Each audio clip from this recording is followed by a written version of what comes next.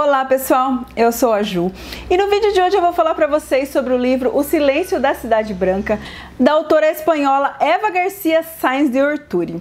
Esse livro foi a nossa escolha, foi a nossa leitura coletiva no mês de agosto no Clube dos Thrillers, então todos lemos e simplesmente amamos. Foi o livro que mais teve opiniões positivas no nosso clube, que já vai completar um ano, mas foi assim o melhor, eu acho que foi o mais bem cotado assim de todas as nossas leituras. Esse livro já foi adaptado, tem um filme na Netflix com o mesmo nome, só que o filme é muito fraquinho. Na verdade eu assisti primeiro o filme e não achei ele horrível, mas agora analisando ele depois de ter lido o livro, ele é muito fraco sim. E a riqueza de história, a riqueza de detalhes que tem aqui nesse livro não deu tempo de colocar nem 10% naquela história. Foi tudo muito picado, muito corrido. Mas enfim, vou falar do livro que é maravilhoso. O livro é narrado pelo Unai Lopes de Ayala, um especialista em perfis criminais. 20 anos atrás, ele ficou impactado, ele ficou chocado e ao mesmo tempo fascinado com crimes que estavam acontecendo ali. A história é ambientada no País Basco, na cidade de Vitória. Ele era um jovem, mas foi por conta desses crimes que ele resolveu entrar para a polícia. Um assassino matava em dupla, casais, na verdade, não necessariamente pessoas que se conheciam. E ele escolhia a dedo essas pessoas. Elas tinham idades múltiplos de 5, desde recém-nascidos, 5 anos, 10, 15, 20 anos e assim ia subindo. E também com sobrenome composto ali da região do País Basco. Ele deixava suas vítimas em locais públicos ali com muitos monumentos. A cidade toda tem muitos monumentos históricos e a autora nos descreve com riqueza de detalhes todos esses monumentos. Então o assassino deixava ali em locais públicos as pessoas nuas, deitadas no chão e numa cena totalmente montada com flores e alguns artefatos assim bem inusitados ao redor delas. A forma como essas pessoas eram mortas é uma coisa extremamente angustiante. Não tem sangue, mas ela é muito claustrofóbica. No filme eu achei até mais claustrofóbica do que na história, porque no filme ele tem uma visão geral. E aqui, como a história é narrada pelo especialista, o Unai, ele não sabia, ele nunca tinha presenciado, nunca tinha visto como essas mortes aconteciam, então não tem um detalhe tão grande como tem no filme.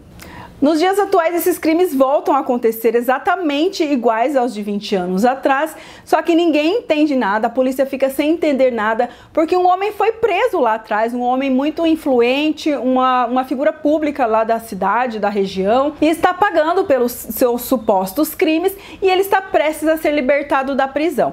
Então a polícia fica sem entender se não era ele que cometia esses crimes, se prenderam um homem inocente por todo esse tempo, se ele tem um aprendiz, alguém que ele possa estar passando coordenadas lá fora da polícia, ou se é um imitador que está agindo.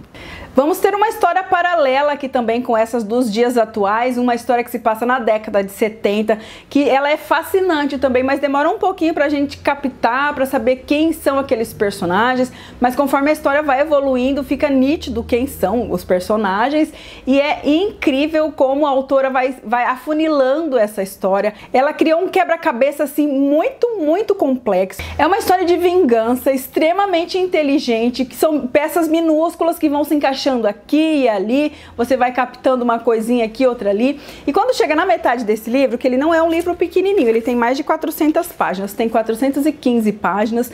Quando nós chegamos na metade, não dá para respirar, literalmente não dá para respirar. As 280 últimas páginas eu li em uma tarde, em um dia, né? Comecei depois do almoço e finalizei à noite, porque não tinha como parar de ler. Eu queria saber, eu precisava saber, só que eu sabia porque eu já tinha assistido o filme. Imagina você que vai ler esse livro que nunca assistiu o filme. Espero que não tenha assistido também, para não estragar. Mas não estragou nada pra mim, por isso que eu tô dizendo. Geralmente, quando a gente sabe quem é o assassino, principalmente em história de suspense, em tramas policiais, quando a gente já sabe quem é o assassino, perde a graça. Mas não aqui com esse livro da Eva, que é maravilhoso. Muito bem elaborado, os personagens são riquíssimos, são complexos, as descrições delas são exageradamente visíveis. Impossível não querer ir para o Google. Eu até que fui menos para o Google pesquisar sobre a cidade de Vitória, sobre os monumentos históricos, sobre as aldeias, as vilas ali do País Basco, porque eu tinha assistido o filme. Mas a maioria do pessoal que não tinha assistido o filme ficou horas no Google pesquisando o nome dos artefatos, nome de plantas, de monumentos e tal. E foi assim uma experiência maravilhosa para todos nós que lemos esse livro em conjunto. Esse livro faz parte de uma trilogia, mas dá para você ler tranquilamente e não ficar desesperado querendo esperando os outros livros, esperando chegarem até aqui ao Brasil, porque a história é bem fechadinha. A gente consegue entender que vai ter uma continuação, que tem campo para crescer muito a história ali, mas ela se fecha direitinho essa história. E o final dessa mulher, gente, essa mulher escreve muito bem, como eu quero ler tudo que essa mulher escreve, porque o final acaba, só que não acaba. Sabe aquele livro assim que você fecha o livro e você fala, ai, mas e agora? O que acontece depois? Aqui ela explica o que acontece depois. Ela explica a reação dos habitantes da cidade após o desfecho.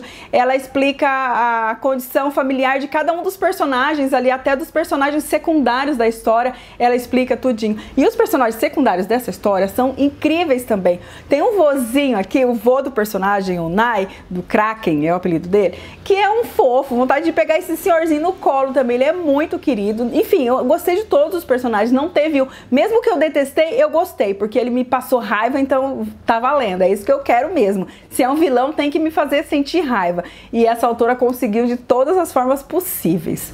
Enfim, não vou me estender muito, eu acho que eu falei mais sobre as minhas impressões do que da própria história em si, né? Vou deixar vocês degustarem essa história devagarzinho até uma certa altura, um pouquinho antes da metade você não vai conseguir degustar, você vai se afogar com essa história, você vai engolir, assim, devorar, porque ela é insanamente desesperadora. Você quer saber de qualquer jeito quem é o assassino, quem está por trás desses crimes, quem é culpado, quem é inocente, e o final é maravilhoso, perfeito. Amei, foi 5 estrelas, assim, favoritíssimo esse livro.